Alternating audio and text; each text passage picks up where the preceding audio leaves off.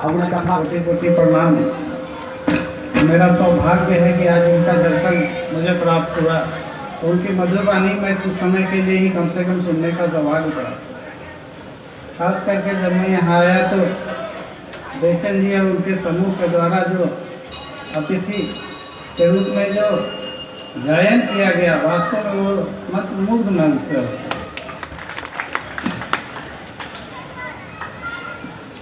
मैं न्यायिक सेवा में 2015 से आया। पहली सिवान में हमारी पोस्टिंग थी। मुझे पता तक नहीं था कि मैं मिथिला की धरती पे भी कभी आऊँगा। और मधुबनी के बारे में मुझे बस जनरल नॉलेज में पढ़ा था कि मधुबनी बिहार का एक जिला है। लेकिन 17 अक्टूबर 2023 को मैं झंझारपुर में कार्यभार संभाला। यहाँ के रस्म रिवाज से जब मैं परिचित हुआ तो यहाँ एक पाग और दुपट्टा का जो परंपरा है ये बहुत अच्छा है। जब कोई आते हैं या सम्मान में दिया जाता है, और ख़ास करके मिथिला के कुछ रीति रिवाज जो है मैंने नज़दीक से देखा। एक चीज़ यहाँ है कि यहाँ के जो भी व्यक्ति हैं उनमें विद्वता भरी हुई है। यहाँ उच्चैठ भगवती स्थान भी हम गए, जहाँ की कहा जाता है महाकवि कालिदास को ज्ञान की प्राप्ति हुई। तो जब उनके बारे में कहा जाता है कि जिस गांव में रहे थे, मतलब मूर्ख व्यक्ति को जब ज्ञान की प्राप्ति यहाँ हो गई तो हम भी गए दर्शन करने।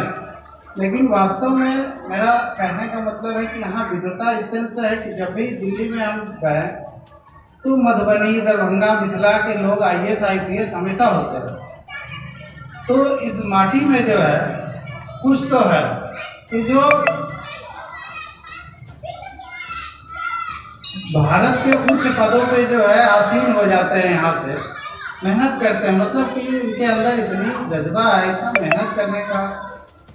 दिल्ली में भी देखते हैं मधुबनी से आए हुए हैं, दरभंगा से आए हैं, 15 घंटा 16 घंटा पढ़ते हैं, कुछ नहीं, बस उनका एक ही सपना है कि हमको IAS बनना है, IPS बनना है। तो मिथिला में जब हम आए तो नज़दीक से हमने, खास करके यहाँ जितने लोग उपस्थित हैं सबको मैं धन्यवाद देना चाहता हूँ कि मेरा सौभाग्य है कि यहाँ माँ कामेश्वर, यहाँ जो भी मंदिर है, यहाँ पहली बार मैं आया हूँ। और ख़ास करके डॉक्टर अवधेश झा जी का मैं आभारी हूँ। ये हमारे वहाँ UP से गुरुजन, मेरे तो गुरु भी हैं और बड़े भाई के रूप में ये है। और ये उत्तर प्रदेश उच्चतर शिक्षा से 2024 में सेवानिवृत्त हुए और आपके गांव में इन्हें कन्हैया बाबू के नाम से भी जाना जाता है। और इनको ऐसा कोई भी बड़े पद पे, हमको तो नहीं लगता, भारत में कई हर जगह लोग जो है जो इनको जानने वाले हैं और इनको अपने आदर्श के रूप में मानते हैं। हमारी मुलाकात जो है इलाहाबाद में हुई थी, अभी प्रयागराज के नाम से जाना जाता है। बीच बीच में बातें होती थी, मुलाकात नहीं होती थी। तो आज हमारा भी सौभाग्य मिला है कि हम इनके सौजन्य से ही यहाँ आए हैं। और हम लोग की जो गरिमा है पद की, हम लोग बोलने वाले नहीं हैं, हम लोग सुनते हैं। तो बोलने की आदत हमारी है नहीं उतनी, बस हम चुपचाप सुनते हैं और जो निर्णय होता है वो ऊपर वाले का निर्णय होता है। उस पद पे जब हम आसीन होते हैं तो पता ही नहीं चलता है कि हम इसमें क्या करने वाले हैं। तो न्यायाधीश को कहा भी जाता है कि जो व्यक्ति के जन्म और जन्मांतर के जो फल हैं अगर वो फलीभूत होते हैं तो व्यक्ति न्यायाधीश बनता है। और न्याय करने में कहीं न कहीं धर्म का बहुत बड़ा योगदान है। और अगर हम धार्मिक ग्रंथ से जुड़े रहेंगे तभी हम एक अच्छा न्याय कर सकते हैं। क्योंकि अगर हम पुराना इतिहास को देख लें तो इतिहास में भी न्याय निर्णय जो है हमारे धार्मिक ग्रंथों पर ही आधारित होता था।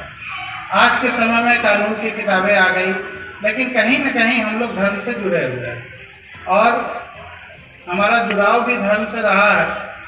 जब मैं LLB कर रहा था तो पंडित श्री विजय कौशल जी महाराज का प्रवचन मैं 7 दिन तक कंटिन्यू सुना। मुझे उसके बाद से अनुभव हुआ कि नहीं, सत्संग का लाभ तो होता ही है। सत्संग में मैं जहाँ भी अवसर मिला मैं शामिल हुआ और कुछ जनों, जो भी गुरुजनों हैं, उनका मधुर वचन सुन के उसका लाभ प्राप्त करता रहा हमेशा। और कहीं न कहीं जीवन में काफ़ी काम आता है।